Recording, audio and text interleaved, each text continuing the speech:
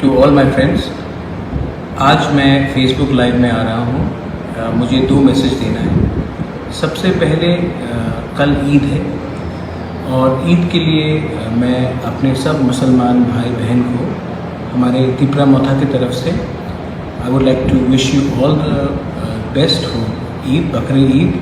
और मैं चाहता हूँ कि इस साल जब हम ईद का हम त्यौहार मनाएं तो हम लोग भाईचारा के बारे बात करें, हम लोग एकता के बारे बात करें, थानसा के बारे बात करें। मैं आपको दो तीन चीज़ बात कहना चाह रहा था। मैंने पिछले दिन में देखा है और मैंने सुना है और मैंने खुद महसूस भी किया है कि त्रिपुरा में नफ़रत की राजनीति बहुत जगह में हो रही है।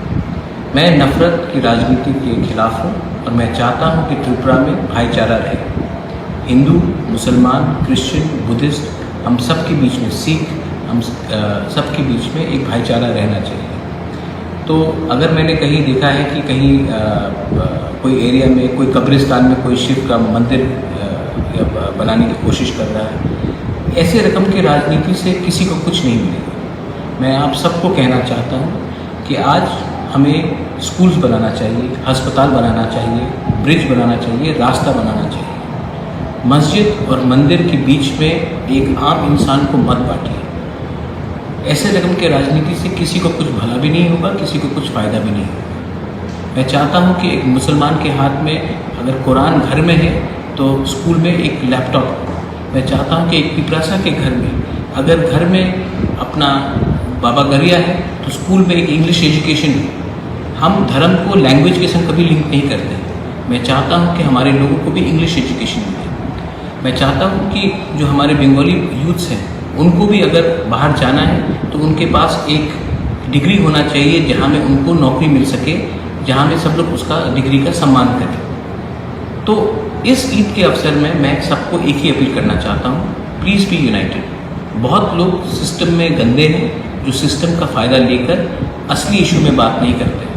आज असली इशू महंगाई है, असली इशू बेरोज़गारी है, असली इशू फ्रस्ट्रेशन है यूथ में, और इसको ना कोई पॉलिटिकल पार्टी हल कर सकता है जब तक हम लोग सोसाइटी एक ना हो जाए। तो 2022 में हमें एकता के बारे में बात करना चाहिए, हमें डेवलपमेंट के बारे में बात करना चाहिए, हमें इकोनॉमिक प्रोग्रेस और सोसाइटी को इंक्लूसिव बनाना चाहिए, ना कि किसका दाढ़ी कैसा है, कौन क्या बिंदी लगा रहा है, कौन किस चर्च में जा रहा है। दूसरा बात है कि सुरमा में हमने इलेक्शन फाइट किया और हमारी रिज़ल्ट बहुत अच्छी हुई।